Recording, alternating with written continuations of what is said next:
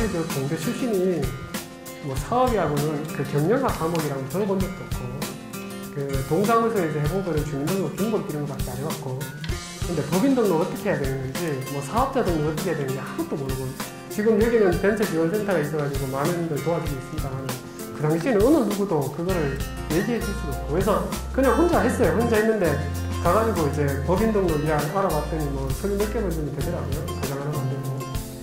근데 사업자 등록 이게 문제더라고요. 사업자 등록은 법인 등록하고 한 달 뒤에 해야 되는데, 우리가 제조업이잖아요. 소프트웨어 개발을 하면 사실 그 우리 집 아파트에서 사업장이다라고 신고할 수가 있었는데, 제조업은 공장이 있어야 되거든요.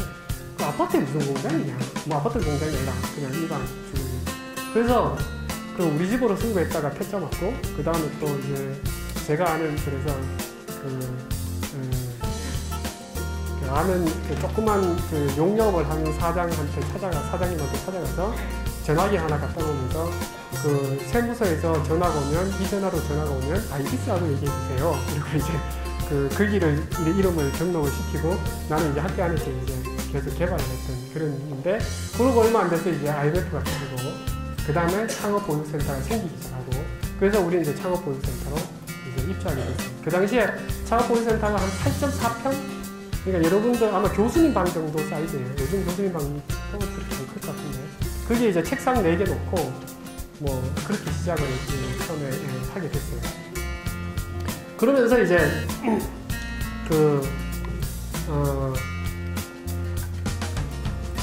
처음엔 재밌었죠. 제품 만드니까. 쭉 만드는데, 일단 창업을 했으면 먹고 살아야 되는 거죠. 먹고 살아야 되니까, 처음에는 이제 개발 용역에 이제 배운 게 도둑질하고, 맨날 그 학교 다닐 때 아르바이트 했던 것이 이제 그 연구소에서 했던 일이다 보니까, 연구소에 있는 많은 프로젝트들을 우리한테 이제 의뢰를 하기 시작했어요.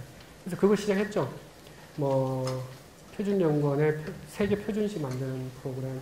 그걸 제가 첫 번째로 했는데, 그게 그 아주 간단한 프로그램이었는데, 그게 한 2,500만 원 받았던 것 같아요. 그걸 딱 이제 첫 번째 우리 제일 처음 매출이 딱 일어났는데, 그 뒤에 갑자기 너무 큰 경우예요. 그게 뭐냐면, 항공우주연구소에서 20억짜리 프로젝트가 떨어진 거예요.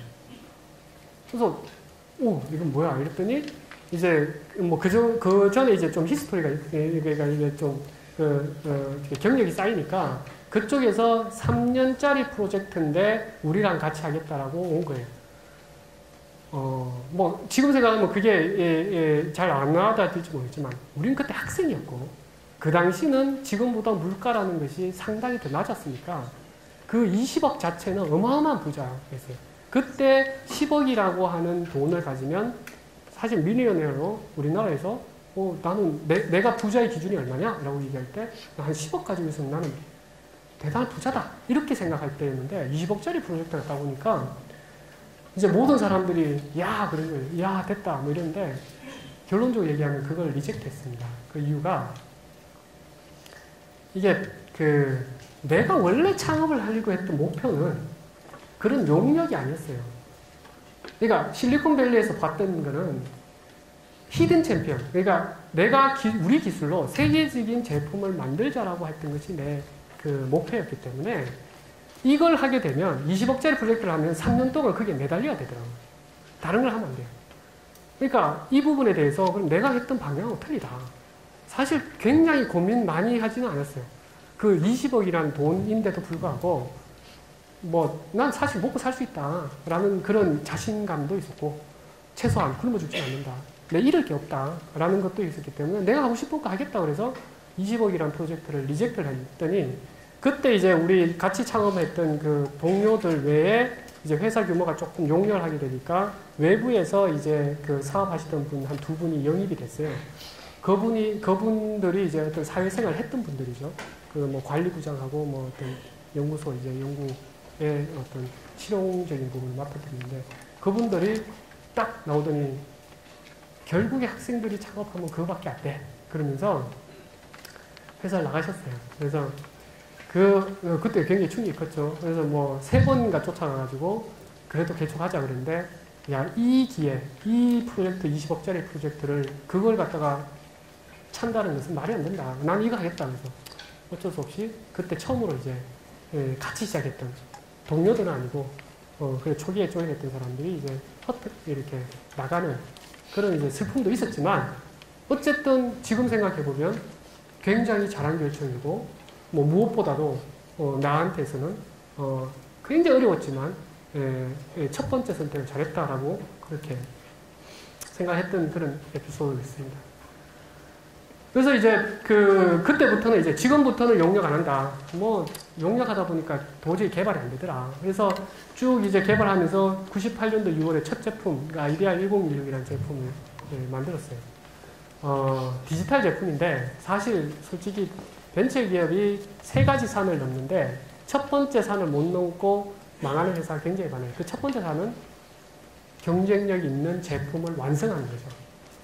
근데 우리가 그 첫 번째 산을 넘겼던 것 같아요. 아이디아 1016이라는 제품이 나왔는데 그때 국내 환경이 우리나라 이 첨단이 빠르잖아요. 그래서 그 정부에서는 그 보안 장비라고 하는 것에 대해서 디지털이라는 장비가 시장에 없는데도 불구하고 우체국이나 농협에다가 앞으로 디지털 장비로 설치해라 라고 레커멘드를 하는 거예요. 그러니까 이제 거기서는 막 이제 그 준비를 할 거죠. 근데 디지털이 뭐 모르죠. 그러니까 예전에 아날로그 장비 만들던 애들이 이게 막 쿵짝쿵짝 해가지고 디지털이란 장비라고 이렇게 스펙 잡아가지고 떡 올렸는데 그게 팔리기 시작했는데 실제로 그 내용을 보면 그 디지털 장비의 성능이 기존의 아날로그 장비 성능보다 못한 거였어요. 그러니까 이게 요즘은 뭐 워낙 그 이미지 프로세싱이나 뭐 여러 가지 압축 기술이 뛰어나지만 그 당시에 하드디스크 용량이 4기가가 하드디스크 용량이었어요.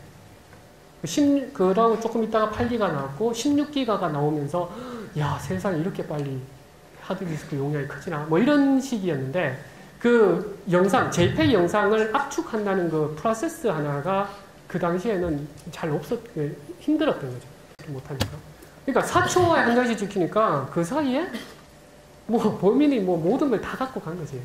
이거는 있을 수 없는 얘기인데 뭐 아날로그 장비도 사실 동영상이지만 이게 그 비디오 테이프에 저장 있잖아요. 옛날에 그죠? 비디오 테이프에 저장하는데 이게 30장 저장, 초당 30장 저장합니다. 근데 카메라가 16대이기 때문에 이걸 나눠서 저장합니다. 그러면은 이게 지금 뭐 한 저기 그 1.25장 뭐 그 정도 되겠죠.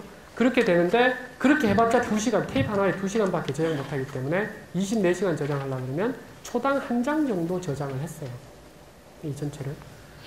근데 이제 디지털 장비는 뭐 4초에 한 장씩 저장하니까 이건 말도 안 되지만 어쨌든 스펙에 그렇게 잡혀서 그 제품이 팔리고 있었던 시기예요. 근데 우리가 만든 이 첫 번째 제품이 그 최초로 초당 16장을 처리할 수 있는 장비가 되다 보니까 뭐 성능이 4배 뛰어난 것을 떠나서 처음으로 필드에 적용할 수 있는 제품이 이제 시장에 나왔죠. 딱 나오자마자 전자신문에다 이제 기사를 냈어요. 야, 우리 이거 개발했어요. 그랬더니 그 당시에 분위기가 좋았어요. 누구나 이거는 디지털로 간다라고 있었기 때문에 대기업도 여기 관심 있었고 해외도 관심 있었고 그래서 그리고 난 뒤에 이제 굉장히 많은 사람들이 우리를 쫓아오더라고요. 찾아왔어요. 3가지 부류가 있더라고요. 이제 이게 제품 개발이 끝나서는 이제 그 다음에 마케팅이란 말이에요. 마케팅을 어떻게 할 거냐? 국내를 딱 봤더니 3종류의 사람들이 찾아와요. 첫 번째 사람은 인스톨러들. 전국에 깔려있는 공사업자들. 소위 말해서 노가다는 사람들. 와가지고, 이 제품 자기가 쓰겠다라고 해요. 근데 가만히 보니까 물건을 팔고 하는데 돈을 못 받을 것 같아.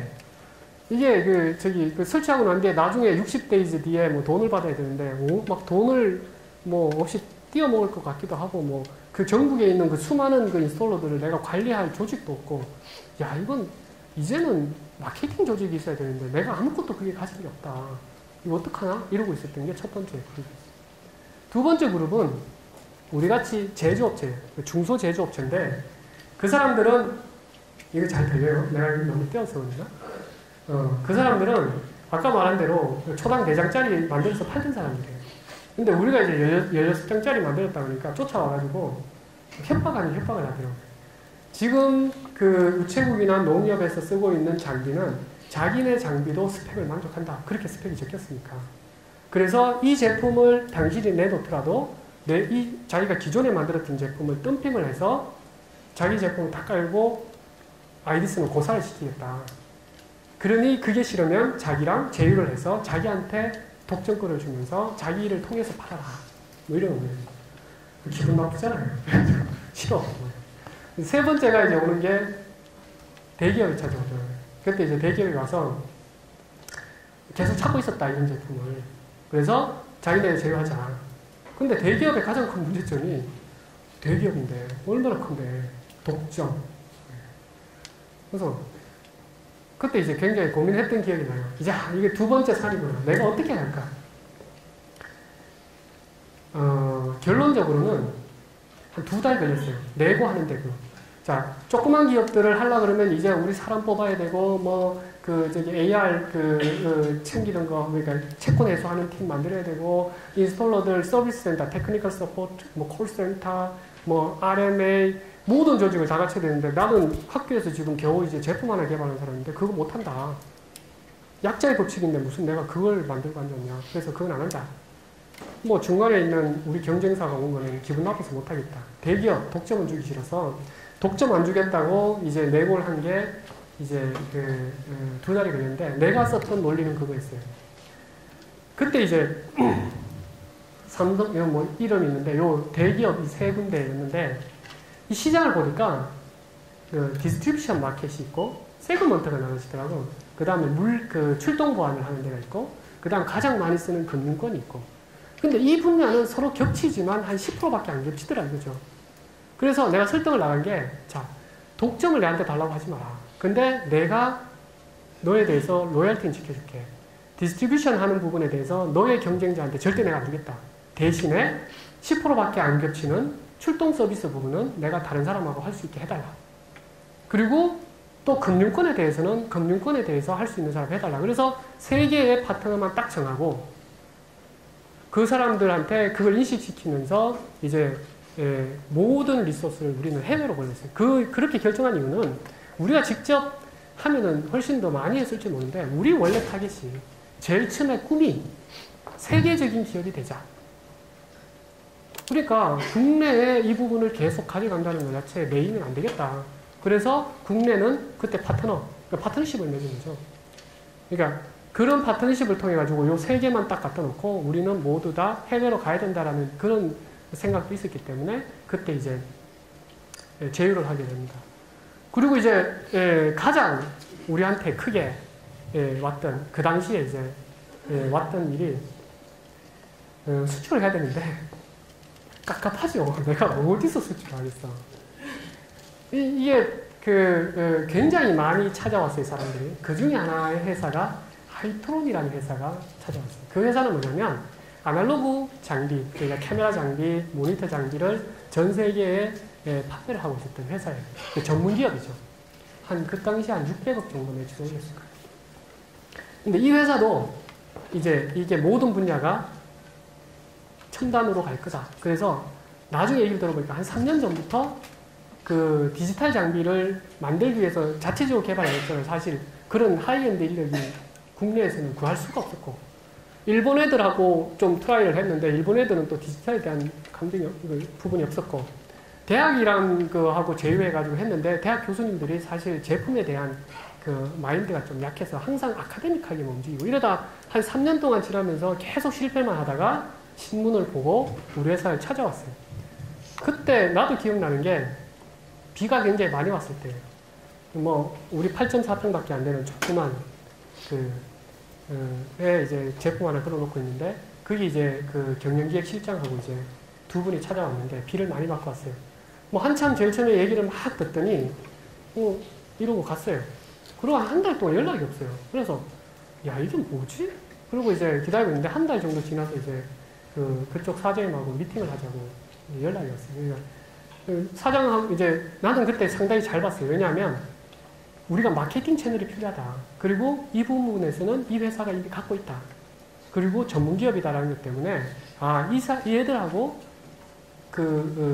제휴를 하면 우리가 해외 팔로를 가는 데 있어가지고 가능성이 있겠구나라는 생각을 했는데, 이제 연락을 받고 올라갔는데 왜 한 달 걸렸냐고 이제 또 물어봤더니 경영기획실장이 이제 가가지고 보고를 했겠죠. 보고를 했는데 이제 뭐 똑같은 거 아니냐. 저 어디서 이제 학교에서 그냥 학생들이 뚝딱뚝딱 만들어 놓은 거 아니냐. 이렇게 이제 위에서는 생각을 했대요. 근데 이제 그 사람이 이건 다릅니다 라고 얘기를 했는데도 안 먹히다가 한 달 정도 지낸 다음에 전체 전략회의를 하는데 거기서 이제 도저히 안 된다. 이제 어떻게 해야 되냐. 그랬더니 그 경영기획실장이 일어서서 만약에 자기한테 모든 정권을 주면 나는 아이디스로 갑니다. 이런 얘기를 했어요. 아니 뭐 믿고 그렇게 했어요? 그랬더니 그 경영기획실장이 나중에 자기가 대전 우리 저기에 있는 우리 사무실에 와서 본 게 최고의 장비를 만들었던 그 장비를 보고 반한 게 아니라는 거예요. 뭘 보고 반했는지 알았더니 자기가 보기에는 학생이었고 자기는 이 분야, 즉 보안 분야에 20년 넘게 근무했던 사람인데 학생의 굉장히 좁은 바운더리에 그런 기술밖에 모르고 굉장히 풋내기일 수 있는 사람들 몇 명이서 만든 제품이 자기가 써봤더니 시장에서 요구하는 굉장히 많은 기능들, 첨단 기능이 아니라 그런 환경들을 포함하고 있더라고요. 그러니까 이 사람들이 보기에는 자세가 됐다는 거예요. 그러니까 대부분의 어떤 첨단을 한다는 사람들이 기술로 오리엔티드 제품을 만드는데 여기는 와봤더니 마켓을 이해하려고 하는 노력이 있더라. 그래서 지금 갖고 있는 것이 50%밖에 안 되더라도 나머지를 채워나가는 데 있어서 충분한 대화가 될 수 있다. 그래서 나는 거꾸로 들어오니까 이 회사도 사람 볼 줄 아네? 뭐 이렇게 해서 이제 그때 이제 제휴가 됐는데 그 자리에서 이제 그쪽에 대표이사님이 야, 우리 둘이 이제 혈맹이 돼야 되는데 피를 쏟자 이러는 거예요. 그래서 그러죠? 그랬더니 그러면 내가 2억 줄 테니까 20% 지분을 달래요. 사실 생각해보면 굉장히 싼 가격이죠. 근데 내가 오케이 했어요. 왜냐하면 그것이 단순히 자금의 투자가 아니라 결국에는 파트너십이라는 것을 끌고 가기 위해서 이제 제휴를 했는데 그리고 난 뒤에 우리가 포스닥 나가서 한 3년 뒤에 그 회사는 2억 투자해서 한 300억 벌었죠. 그리고 이제 뭐 서로 이제 도움이 됐던 거죠. 그렇게 해서 이제 제휴를 맺고 9월 달에 그러니까 96년도 9월 달에 이제 창업하기 전에 제가 이제 배낭 하나 메고 ISC에 갔다 그랬잖아요. 그래서 딱 1년 뒤에 이 제품을 들고 이 ISC에 전시하러 간 거예요. 하이토론하고 같이.